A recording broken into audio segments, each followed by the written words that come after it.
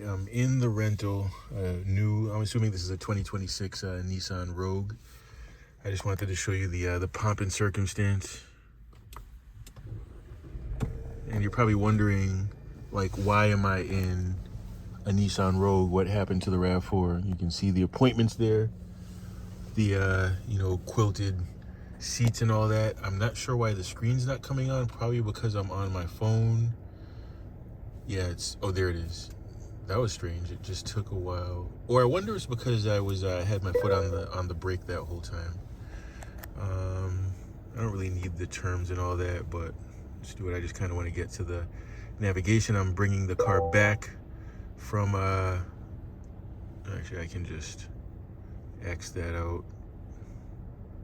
Continue, dismiss. All right, there we go. So I'm bringing it back to Avis, to the rental spot. So you're probably wondering, all right, so why am I renting a vehicle? So it's my newest harebrained scheme. All right, so out towards Maine. So I think I need to take this left out here. Basically, the Avis is like inside a hotel parking lot. I could probably, all right, it's like reconfiguring right now. It's saying that I can just, yeah, I think that's right. Just take a right out here instead. I think initially it wanted me to go out to Main Street. So, yeah, this harebrained scheme just fell into my lap. So, the attorney that I interned with, his best friend, I won't say his name because his business is like in his name. He does this this kind of like ride concierge thing, all by word of mouth. No like formal advertising like online or in like a periodical or anything like that. But he's taken on more than he can handle. So I did this ride for him, and he had to rent a vehicle. Usually he uses his like Kia Carnival, like his minivan, to take people. But he had an overflow, and I'm like in a group chat with him, and I guess he's got like 4 other rides going right now. The guy's like working himself to death, but he's making a lot of money hand over fist. Kind of like gypsy cab style, though. I mean, I'm insured and everything, and even if this car weren't insured, I have my own insurance that follows me with the RAV4, as much as I would not want to get into an accident. Apparently one of his drivers got into an accident today, and I'm kind of cleaning up. This is my first day doing it, and you're probably wondering, like, all right, so where'd you drive to? I went to Logan in Boston, my hometown. So as you probably know, in Western Mass, Bradley, which is just over the border in Connecticut, like kind of central Connecticut, but it's really closer to like the Western Mass border. It basically serves Western Mass. So if you're in the Berkshires, you got to come down to Bradley. If you're in Springfield, you got to come down to Bradley. There's my my RAV4, just chilling in the cut where it's been all day. I had to pick this up at like 9 in the morning, which means I had to be up at about like 8 a.m. I am kind of exhausted right now, and this is Avis. So it's really, I don't know if you saw the sign as I was coming in, but it's really like laying in the cut, but it shares this lot. All right, so let's see. Let me make sure I put it in the right spot. I know where the key drop off is, but I want to make sure that I have it in the right place. I gotta kind of drive around. So anyway, yeah, I drove, like hour and a half, hour and 40 minutes out to each way out to Logan, which is Boston. And pretty easy drive. These 2 ladies, one's a retired, they're friends, like best friends since like high school. But they continue to be friends into their older age, their salad years. One is close to retirement, and the other one is a retired teacher. They were both teachers as well. Lovely ladies. We had a great conversation. I served as DJ, playing some like yacht rock from like the late 70s, like early 80s, which is right up my alley anyway. I'm not really seeing the obvious designated spot that would be parking. Let me just kind of circle around a little bit, and hopefully something will come to mind. You can see through the window there, that's the Avis rent-a-car. I didn't even know this was here. I usually use, to the extent that I use a rental car, it's Avis and Budget. Let me see if I can zoom it for you. Yeah, you can see it there. It's Avis and Budget is the same office. And I usually use Enterprise, which is actually on the same street, very close to where my mentor, essentially you can call him, his law office is. All right, so is it Yeah, I think it's one of. All right, so all right, now it's come to mind. All right, here it is, right here. 24-hour return vehicles only. All others towed. Of course, this is a return. No scratches, no dings. I'll still take a walk around. I just gassed it up to bring it back to full. This is kind of misleading to read if you look at it. That little red at the end, I guess that's to signify that it's running low. But at first it looks like, all right, so which one's the gas gauge? Because like, you know, when I got it, it wasn't quite full. I wonder if they're going to credit us, because when I picked it up, it was, I think, like 380, 390 miles for the full tank. I'm at 464 now. I need a credit, damn it. So I overfilled it. I think I got it with like maybe like 80-90% tank full. You know, first world problems, of course. All right, let me park. It is nice to drive a newer car, I won't lie. As much as we, you know, car guys bemoan CVTs, which this has, and Nissans have like lost their way and they're no longer like car guy cars, except for like the Z, which is on my radar. I'll talk about that another time. Actually, maybe I should talk about it in this video. But first, let's just clear this. So anyway, the ladies gave me a nice tidy $270. Basically, the way, because this is like an overflow, basically he's just breaking even on this. This is like a ride that he took because he can't turn them down, because obviously that would kill his business if he's just turning down rides even though he can't do them. So I think the cost of the rental was like $84.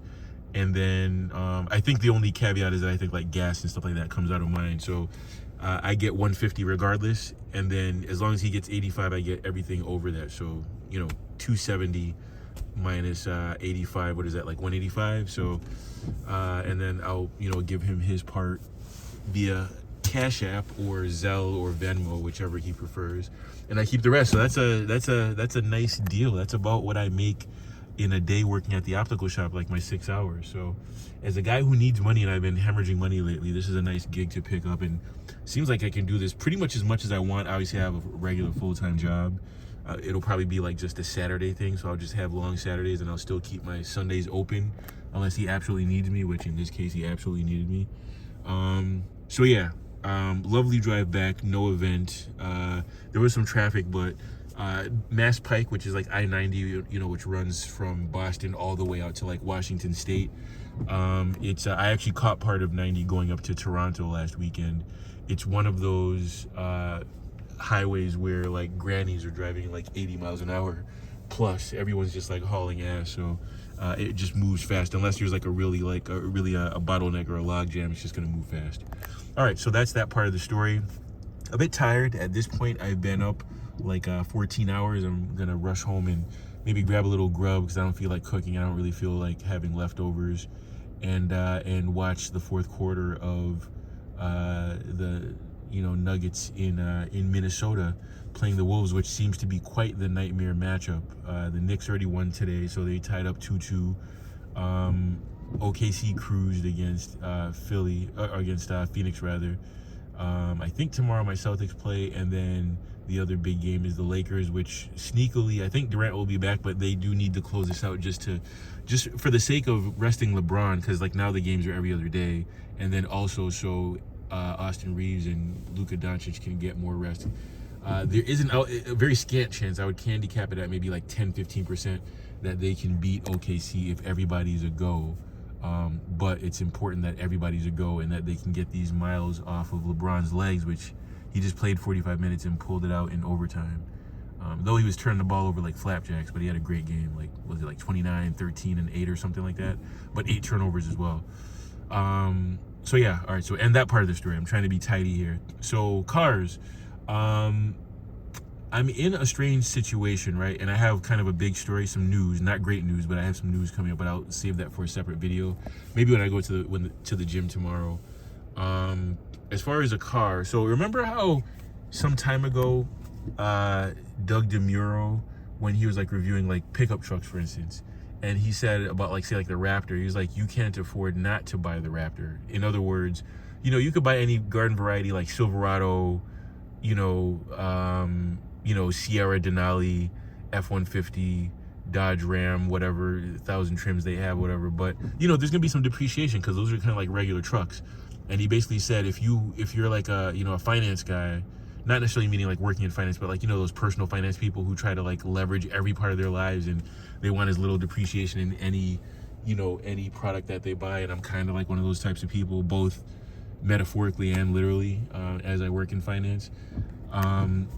He said the Raptor is the ticket, right? Because it doesn't drop in value, but of course the price of entry, instead of buying your truck for say 45,000 or so, you're going to be paying like 65. But the payback is that it's not going to drop a cent while you have it, and you'll be able to get all your money back, if not a few bucks. During the pandemic, you would get a few bucks back after buying it because supply chain shortage and all that.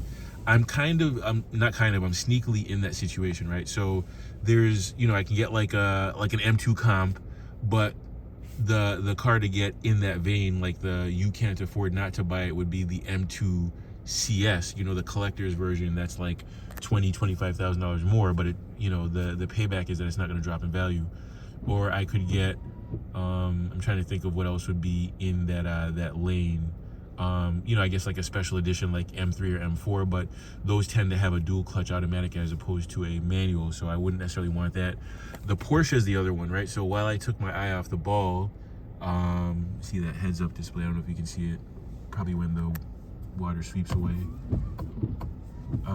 Yeah, which was quite handy. You can see the 0 miles per hour there. They went up like, for like a Carrera S, like a 2007, 8 or whatever. Those were like 45 all day, like 2 years ago. And now it's more like 65, 70, right? But they're not going to drop in value. Actually, they might actually pick up a few bucks as opposed to getting, like a base M2 or an M2 comp, which I think still has some depreciation left in it. But then there's, on the other end of the spectrum, the what's the word that I'm looking for? Don't let perfect be the enemy of good car, right? So while I'm sitting in a Nissan, I could get damn near a brand new Nissan Z, right?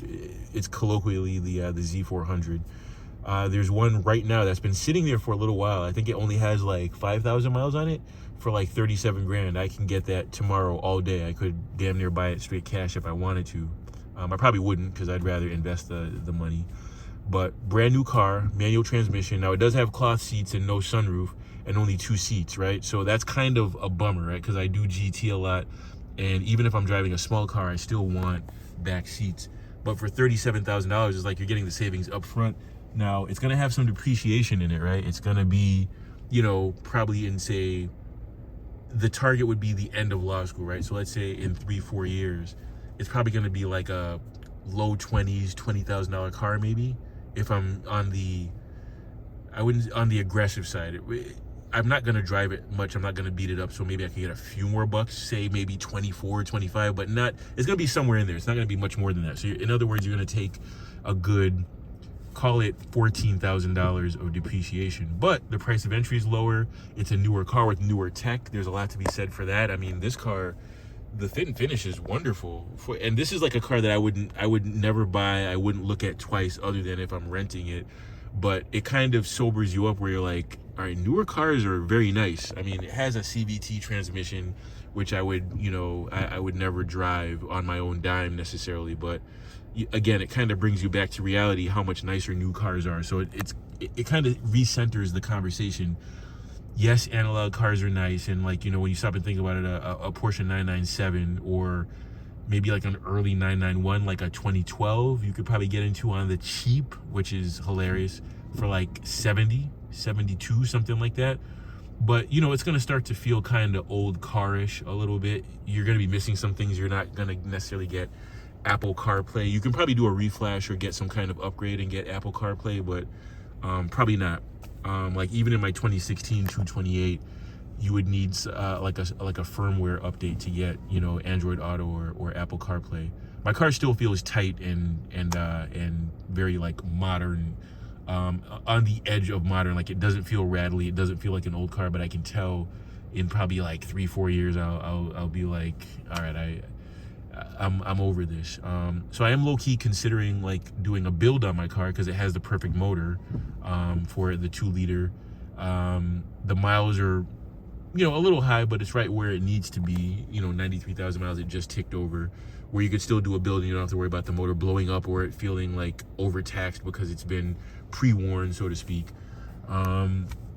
I could take it to a powder coater and, get the wheels powder coated for like $800, $1,000. And you're probably wondering, why don't you just buy some new wheels? Remember what I said about taking my eye off the ball 2 years ago? Wheels are not what you think they are, like nice wheels. I'm not talking about American racing wheels or like some like cheap BS or whatever. I'm talking about like nice wheels. Like BBSs are like $12,000, $15,000. Forget about it with HREs, like 20,000 plus and beyond.